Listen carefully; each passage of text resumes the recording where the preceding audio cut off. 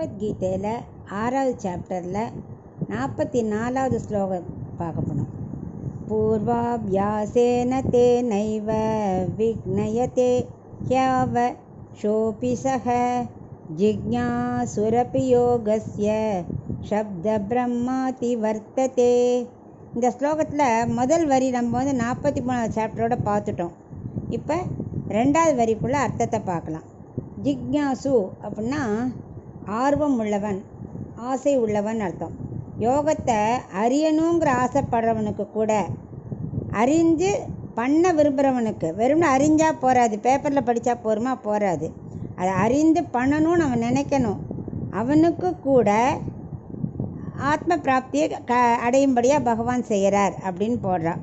இது எப்படின்னா, முந்தின ஸ்லோகத்தை சொன்ன இல்லையா, யோகத்தை அறிய ஆசைப்படுறவனுக்கோ, அதை பண்ணி முதல்லையே கொஞ்சத்துலேயே விட்டுறவனுக்கோ, நழுவு விட்டாலோ, இல்லை நன்னா பண்ணிவிட்டு எண்டில் கைவிட்டாலோ, கைவிட்டுட்டு வேறு எதுக்காக ஆசைப்பட்டு சொர்க்கத்துக்கு போகிறதுக்கு அதுக்கு ஆசைப்பட்டு போனாலும், அந்த சொர்க்கத்தில் உள்ள அந்த காலம் முடிஞ்ச உடனே திரும்பி யோகம் அவன் எதில் சித்திக்கணும், அவனுக்கு சித்திக்குமோ அந்த இடத்துல பறக்க வைப்பேன்னு சொன்னார் இல்லையா, அதைத்தான் இப்போ சொல்லிட்டு இருக்கார். ஸோ யோகத்தை அறியணும்னு ஆசைப்படுறவனுக்கு கூட, அதாவது தொடங்கின நிலையில் இருந்தாலும் சரி, ரொம்ப காலம் பண்ணாலும் சரி, அறிய ஆசைப்பட்டு கடைப்பிடிக்கணும்னு நினச்சாலும் சரி, இந்த 3 பேருக்குமே நல்ல குளத்தில் பிறக்க வச்சு நல்ல பிராப்தி கிடைக்க ஏற்பாடு பண்ணுறேன் அப்படின்னு கண்ணன் சொல்கிறார்.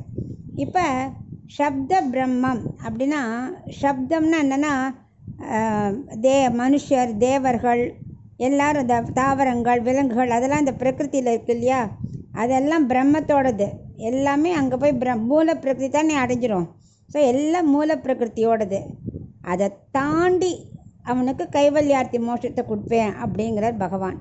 எப்படின்னா, எல்லா சப்தமும் தன்னுள்ளேயே அடக்கிக்கிறது இல்லையா, இது எல்லாமே அவரோடது தானே, அவரோட பிரகிருதி தானே. ஸோ அதெல்லாம் தாண்டி தான் கைவல்யார்த்தி மோட்சம் கிடைக்கும்.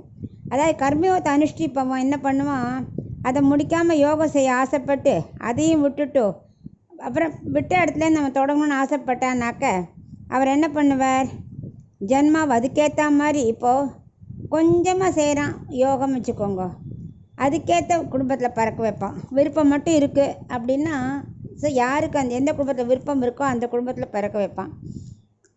அப்புறம் கொஞ்சம் தொடங்கியாச்சு, ஆனால் அதுக்கப்புறம் மனசு மாறி வேறு லோக ஆசைக்கு ஆசைப்பட்டு யோகத்தை விட்டுட்டு பிறவி முடிஞ்சு போச்சுன்னா அடுத்த பிறவி என்ன பண்ணுவான், எந்த குடும்பத்தில் தொடங்கி அதை கண்டினியூ பண்ண முடியுமோ அந்த குடும்பத்தில் பிறக்க வைக்கிறார். நன்னா பண்ணிட்டான், முடிக்கலை, முடிகிற அளவுக்கு வந்துடுத்து, ஆனால் அப்போ போய் கை விட்டுட்டான், கர்மாவும் முடிஞ்சு போயிடுத்து அப்படின்னா, அந்த மாதிரி குடும்பத்தில் பிறக்க வச்சு சீக்கிரமே யோக பிராப்தி அடைஞ்சு அவனுக்கு கைவல்யார்த்தி மோட்சத்தை கொடுத்துருவார். அதனால் இது ஒரு பெரிய படிக்கட்டு மாதிரி.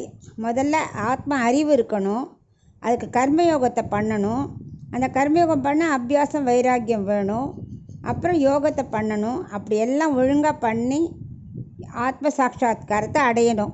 இதில் எந்த நிலையில் அவன் விட்டாலும், விட்ட இடத்துல இந்த கர்மயோகம் கூட அப்படி தான், அவன் எங்கே பாதியில் விட்டுட்டானா கூட அந்த பாதிக்கு அப்புறத்துலேருந்து உள்ள குடும்பத்தில் பறக்க வச்சு அதை கம்ப்ளீட் பண்ண வைப்பார்.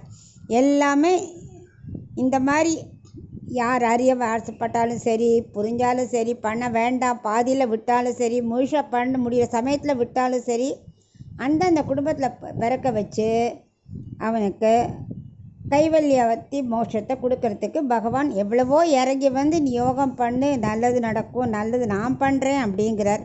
இந்த 44வது ஸ்லோகத்தில் 2வது வரியில்.